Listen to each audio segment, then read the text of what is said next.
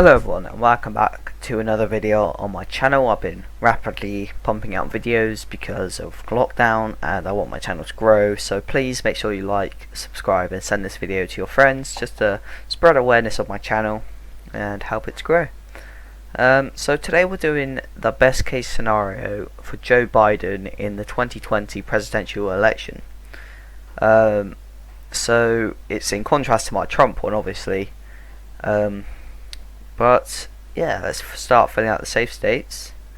Oregon would breach the 15% mark in this scenario. New Hampshire, Massachusetts, Rhode Island, Connecticut, New Jersey, Delaware, I've forgotten Maryland and DC would all go to Joe Biden. All of these except the 2nd district, and then Illinois and New York. I think that's all the Democrat safe states. Now it's gone to Republican. These ones would not change except from the 2nd district, Kansas, Oklahoma, Missouri, Arkansas, Arkansas. Is that how you say it? I've forgotten. Alabama, Tennessee. Okay. I think that would be all the safe, like above 15%. I do think South Carolina and Mississippi would go down to the like 13-14%. That puts them in likely. I'm not saying they're in play. They are definitely not in play for the election, but they would get below the 15% mark. So let's start from west to east and fill them out. In a best case, Nevada definitely goes above 5%, probably around 9 points to Joe Biden.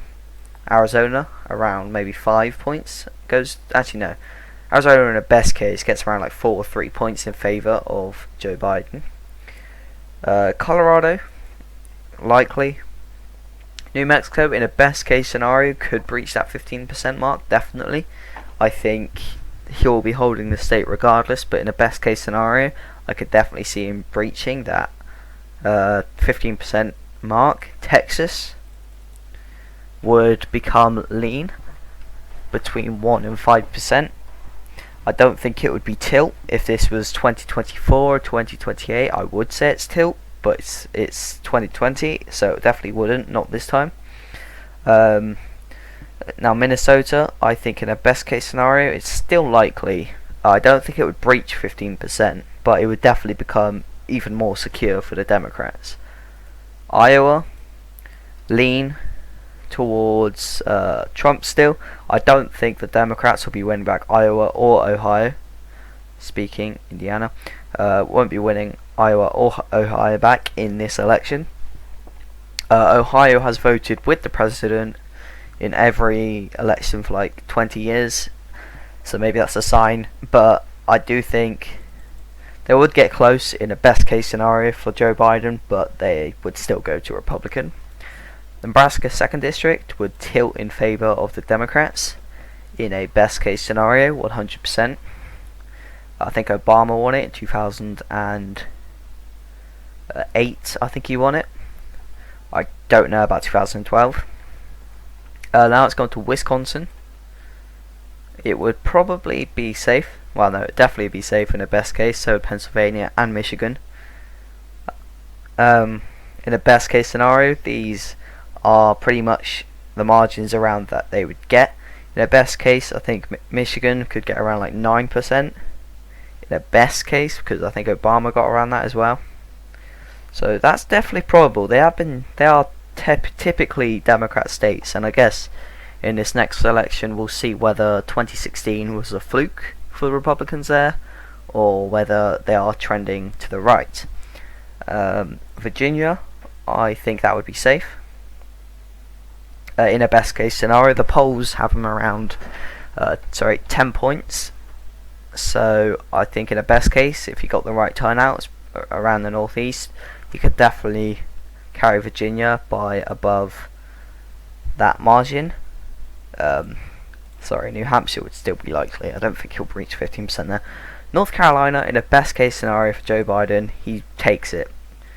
Probably by lean margin. He could breach the 1% mark, the polls have Trump up by 1 point, and obviously there is a 4.5% margin of error. I do believe North Carolina can be in play in 2020, but I don't think Biden will win there. But in a best case, again, if the African American turnout is good and it doesn't say anything else to insult them, you could definitely pick up the state of North Carolina. Along with the state of Florida, I think he could, in a best case, definitely win Florida by around maybe 1 to 2 points, possibly below 1 point, but this is the best case, so I'll put it in the lean margin.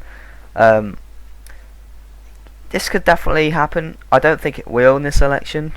I think Florida likes to vote with incumbent presidents, so I think it will. But yeah, I guess we'll see. Georgia